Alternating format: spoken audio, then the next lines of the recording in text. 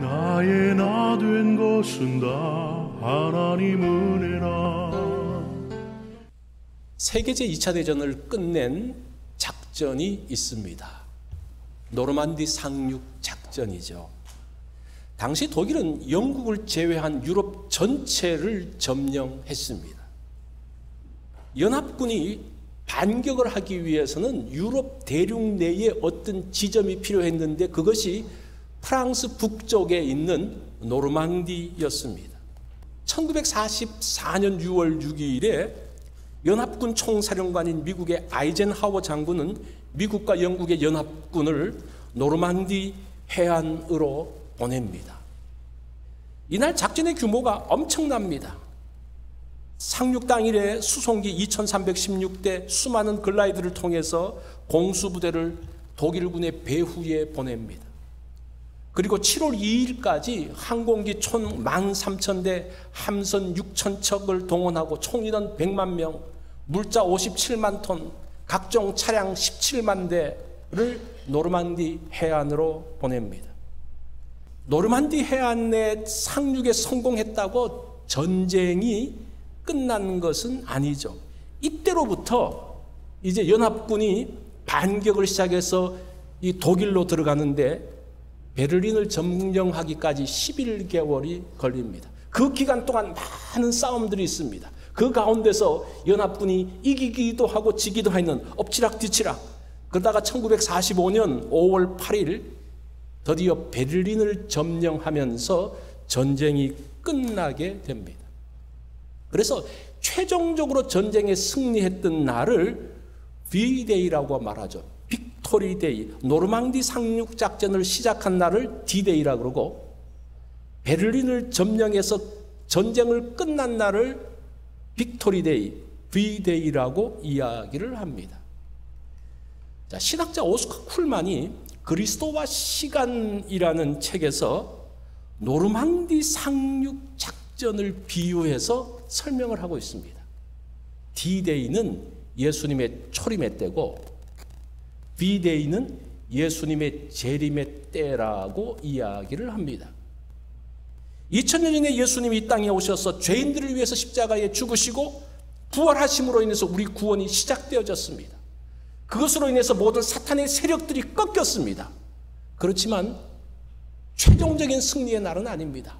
언제까지는? 예수님이 궁극적으로 재림하시는 그 V-Day까지는 아직도 많은 문제들이 있습니다. 사탄은 그 마지막 최후의 발악을 하는 시기가 있는데 그때가 지금 우리가 살고 있는 때라는 거예요.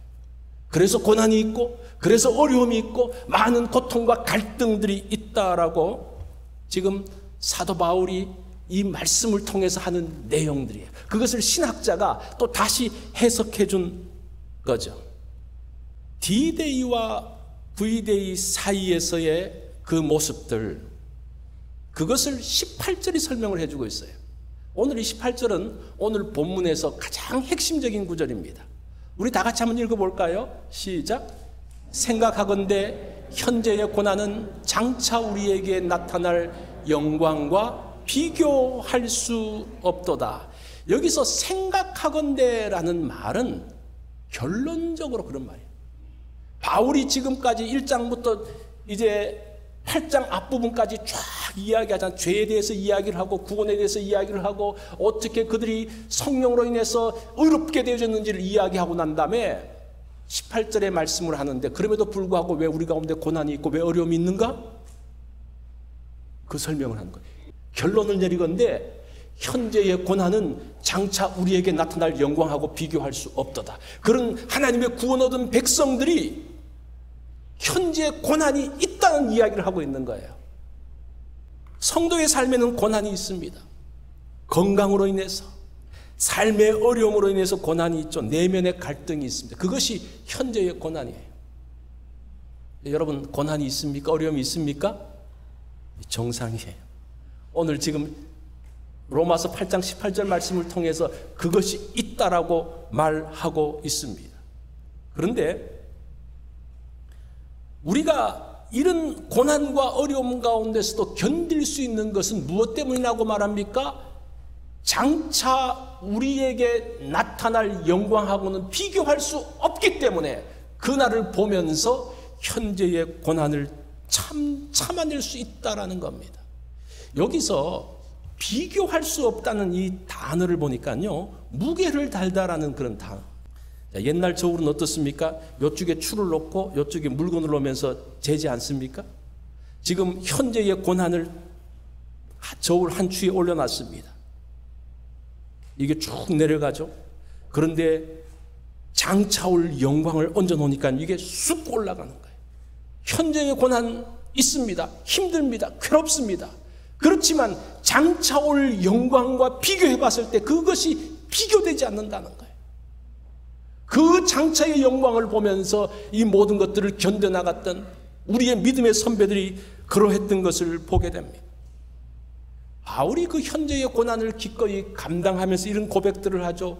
고린도후서 11장 23절로 27절에 보면 수고를 넘치도록 하고 옥에 갇히기도 더 많이 하고 매도 수없이 맞고 여러 번 죽을 뻔하였으니 유대인들에게 40에 하나 감한배를 5번 맞았으며 3번 태장으로 맞고 1번 돌로 맞고 3번 파선하고 일주야를 깊은 바다에 지냈으며 여러 번 여행하면서 강의 위험과 강도의 위험과 동족의 위험과 이방인의 위험과 시내의 위험과 광야의 위험과 바다의 위험과 거짓 형제의 위험을 당하고 또 수고하고 애쓰고 여러 번 자지 못하고 줄이고 목마르고 여러 번 굶고 춥고 헐벗었노라. 이게 바울의 현재의 고난이었어요. 힘들었죠. 고통스러웠죠. 그런데 그 현재의 고난은 장차 올 영광하고는 비교할 수 없다는 거예요. 그 영광을 보면서 현재의 고난들을 참아낸다는 겁니다. 이게 오늘 본문의 핵심 구절이에요. 여기 18절 말씀. 여러분은 이 말씀을 어떻게 봤는지 모르지만 28절 말씀을 더 중요하게 생각할지 모르지만 이 본문에서는 이 말씀이 가장 핵심적인 구절입니다. 그렇다면 그리스도인들은 고난 속에 방치되어졌는가? 그렇지 않습니다. 하나님께서 함께 하신다는 내용이에요. 그것이 오늘 본문 전체의 내용입니다.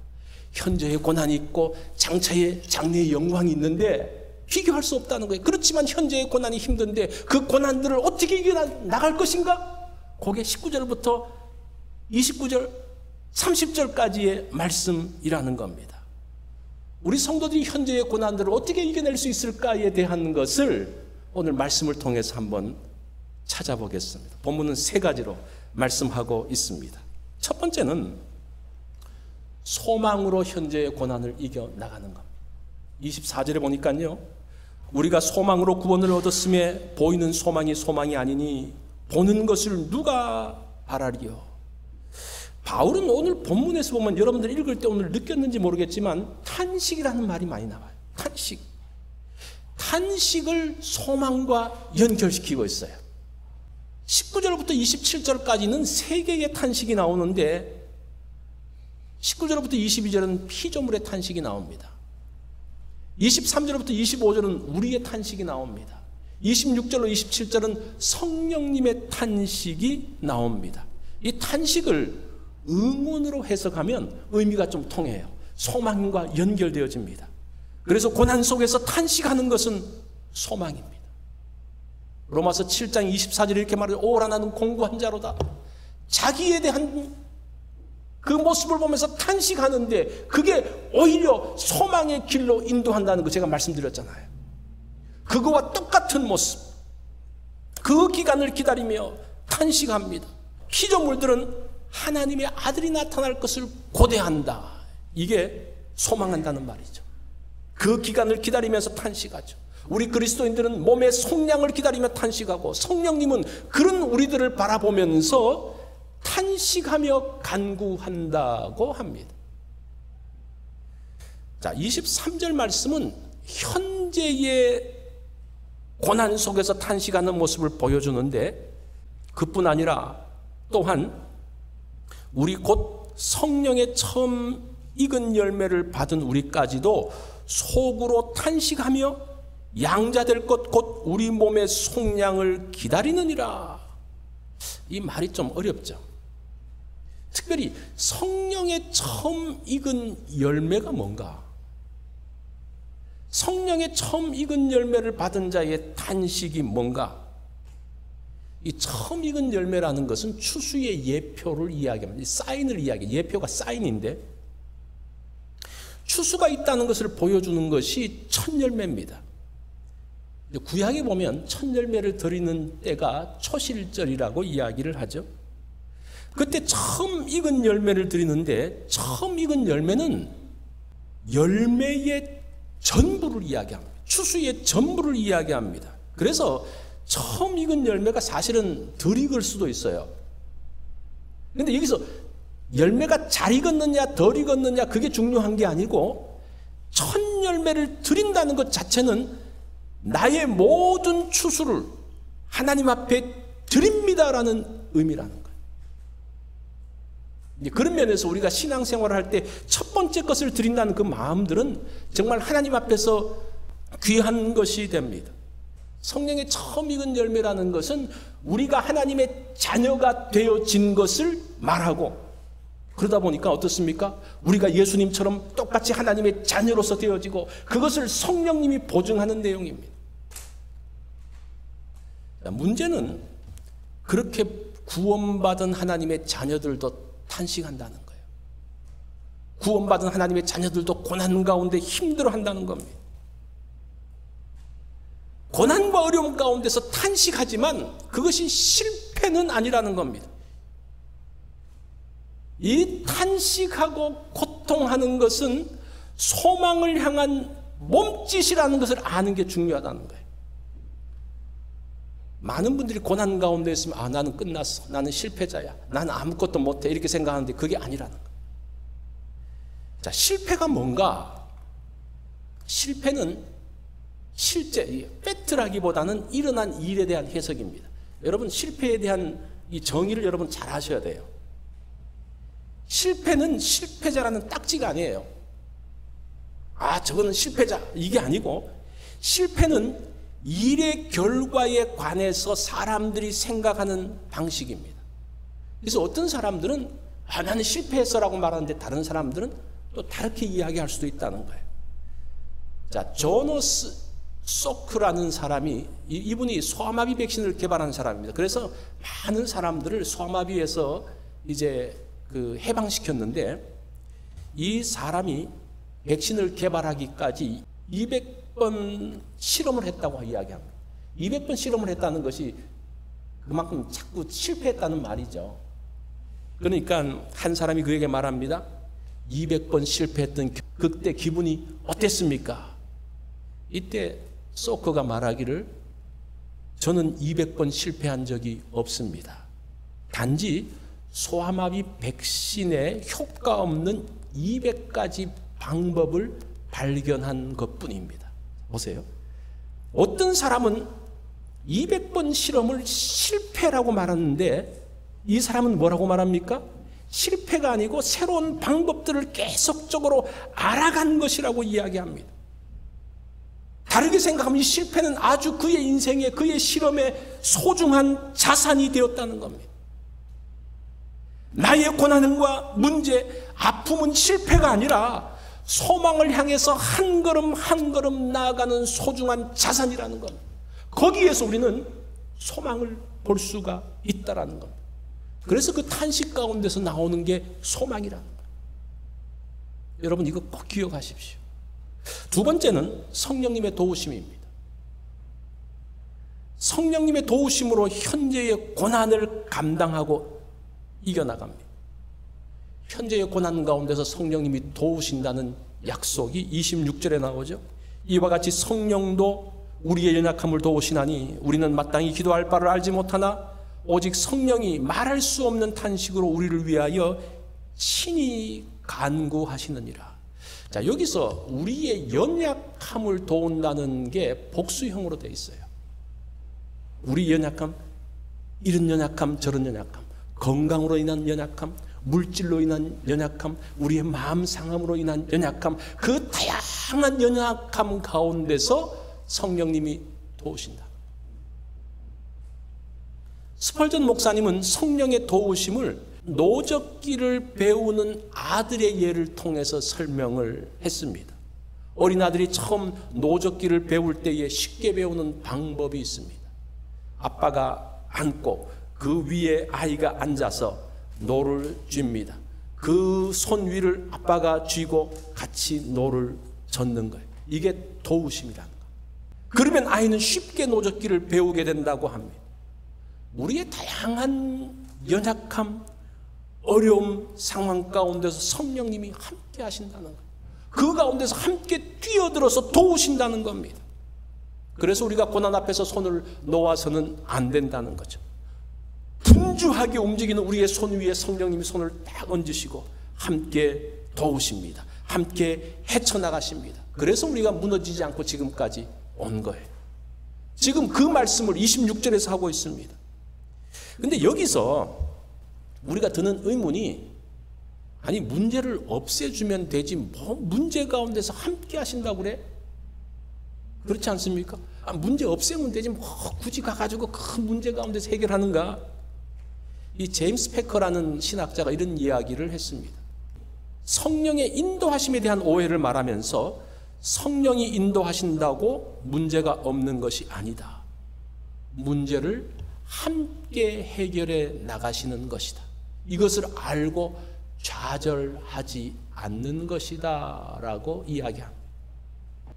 하나님은 왜 문제와 상황을 해결하지 않고 그것을 감당하게 하시는가? 사업에 어려움이 있으면 하나님이 그냥 돈을 주시면 되지 않습니까? 그죠? 배우자가 문제가 있으면 배우자의 마음을 바꿔주면 되지 않습니까?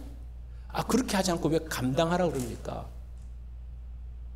이 상담의 그 기본을 이렇게 이야기하더라고요. 상담은 상황을 바꾸는 것이 아니라 마음을 바꾸는 것이다. 이렇게 이야기를 하더라고요. 배우자의 문제, 자녀의 문제, 여러 가지 문제를 갖고 온 사람들에게 마음을 바꾸고 관점을 바꿔주는 것이라고 합니다. 사실은 문제를 바꾼다는 것은 매일매일 바꿔야 돼요. 제가 이 설교를 준비하면서 문제를 바꾸고 상황을 바꾸는 사람이 있더라고요. 어떤 문제가 있을 때 상황을 바꾸는 사람이 있어요. 이 조폭이 그렇게 하더라고요. 그래서 어떤 남편의 문제를 가지고 조폭한테 의뢰하면 어떻게 해결합니까? 이 조폭이 남편한테 가가지고 너 마누라 울리면 죽을 줄 알아? 이렇게 하면 네 남편이 어떻게 하면 이 문제는 해결되겠죠. 그런데 남편이 어떻게 하겠습니까? 무서워서 도망가 버리겠죠. 제가 조금 극단적인 이야기를 했지만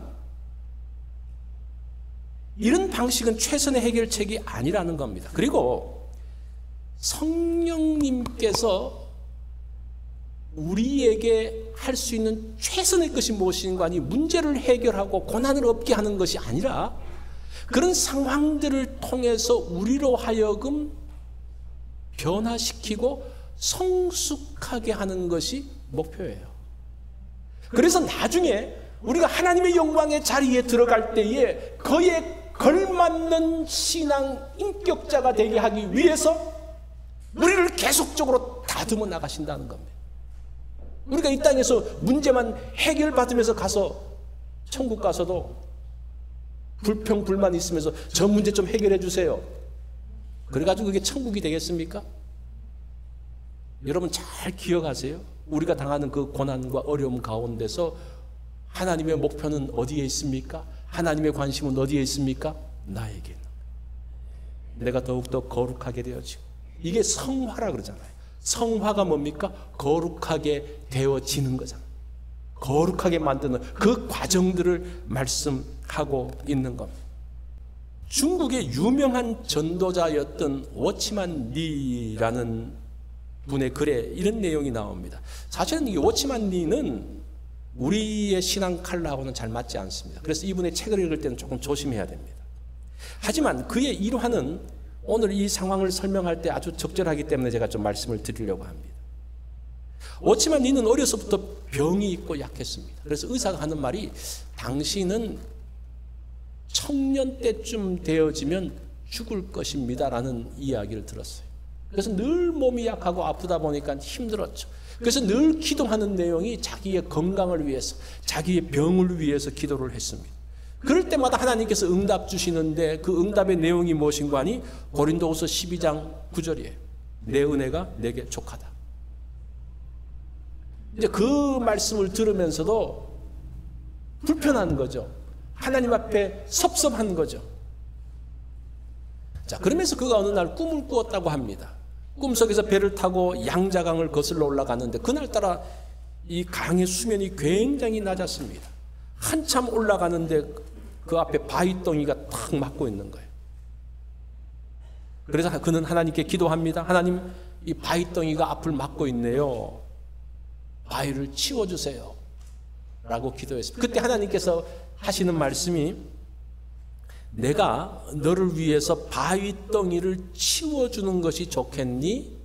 아니면 강물의 수위를 높여서 지나가도록 하는 것이 좋겠니? 이렇게 물어보시는 거예요. 이 가만히 생각해 보니까 지금 앞에 있는 바위덩이를 치우면 또 가다 보면 또 바위덩이가 또 나올 수가 있잖아요.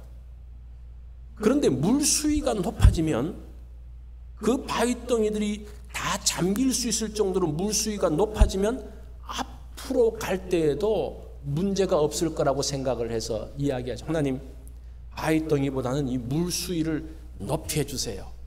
이제 그렇게 기도했답니다. 이제 그러면서 이제 꿈에서 깬 거예요. 그러면서 하나 느낀 게 무엇인가 하니 탁 드는 생각이 내 인생 가운데서 많은 장애물들이 있지. 바위덩이가 앞을 가리고 있지.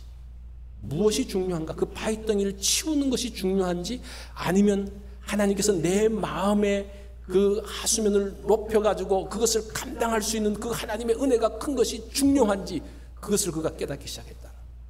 그러면서 그가 앞으로 기도하면서 더 이상은 내 앞에 있는 장애물, 문제, 뭡니까?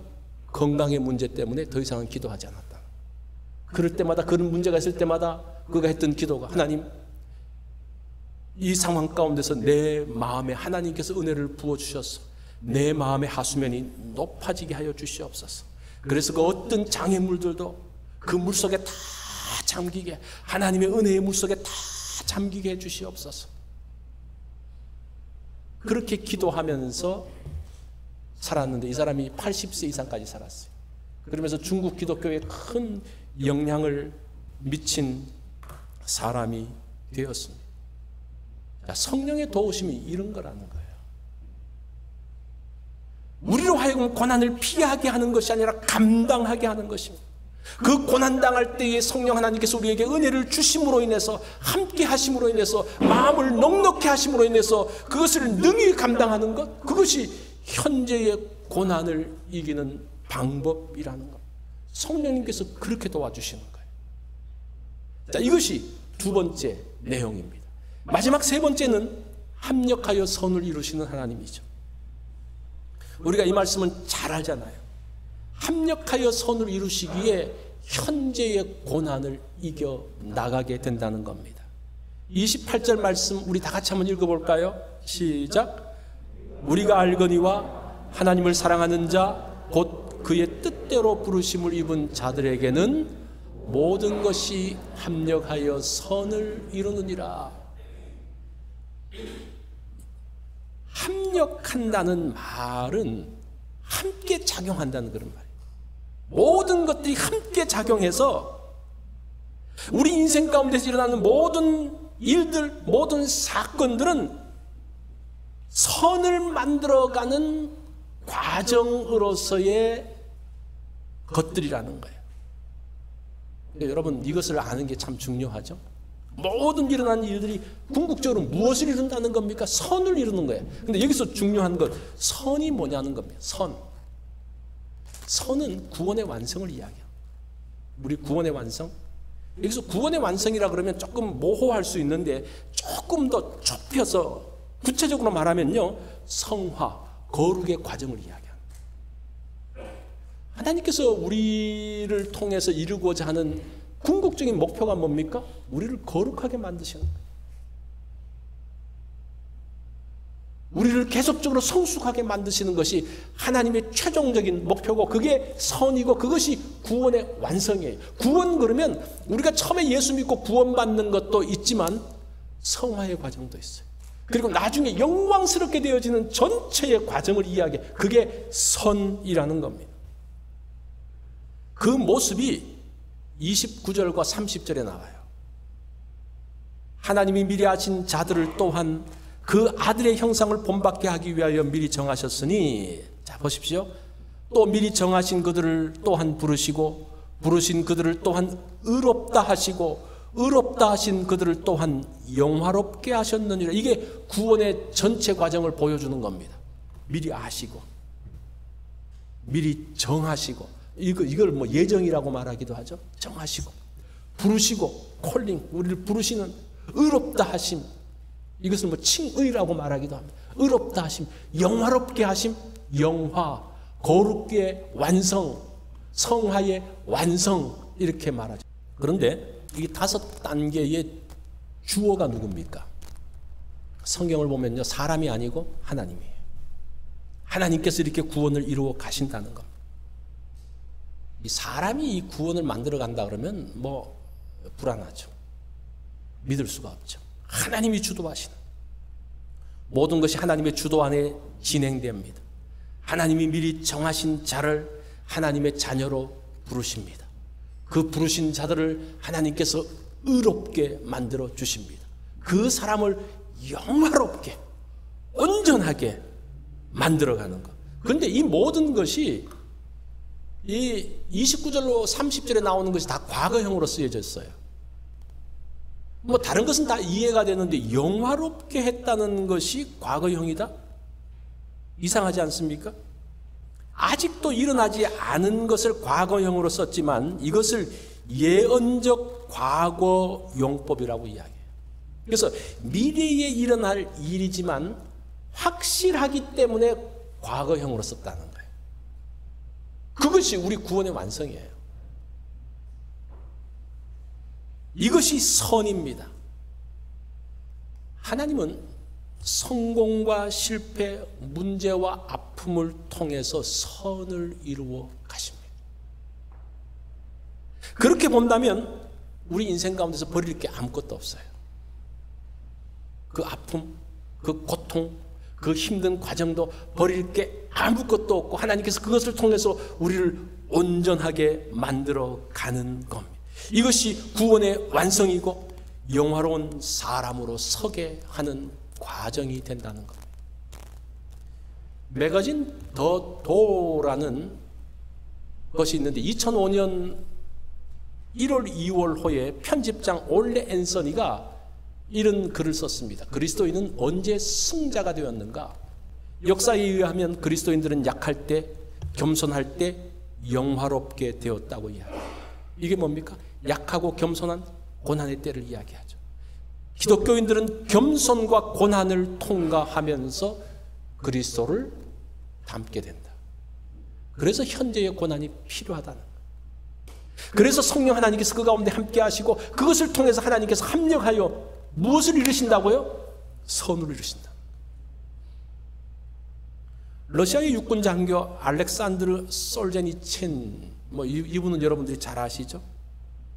이 사람이 소련 공산당에 의해서 문서를 날조했다는 제목으로 재판을 받고 시베리아로 갑니다. 11년 동안 감방 생활을 하죠. 그곳에서 죄수들이 당하는 그 고통들을, 처참한 상황들을 봅니다. 자신도 고문당하면서 정말 힘들었어요. 상상할 수 없는 고통.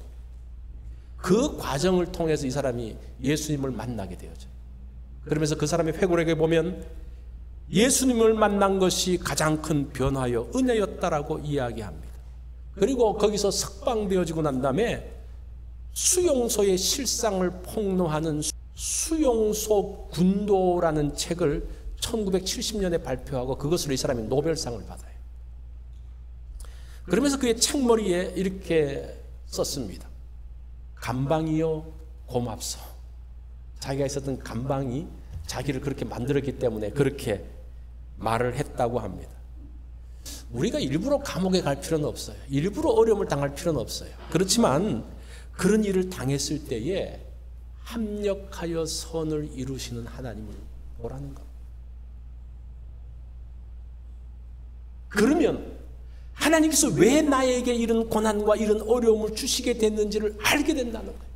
그러면서 우리가 선을 이루고 그러면서 구원의 완성의 자리에 들어간다라고 말씀을 합니다. 현재의 고난은 장차 나타날 영광과 비교할 수 없도다. 우리는 자꾸 여기서 영광을 생각하는데 여기서 중요한 게 뭐예요? 현재의 고난입니다. 현재의 고난이 있다는 말을 하는 거예요, 사실은.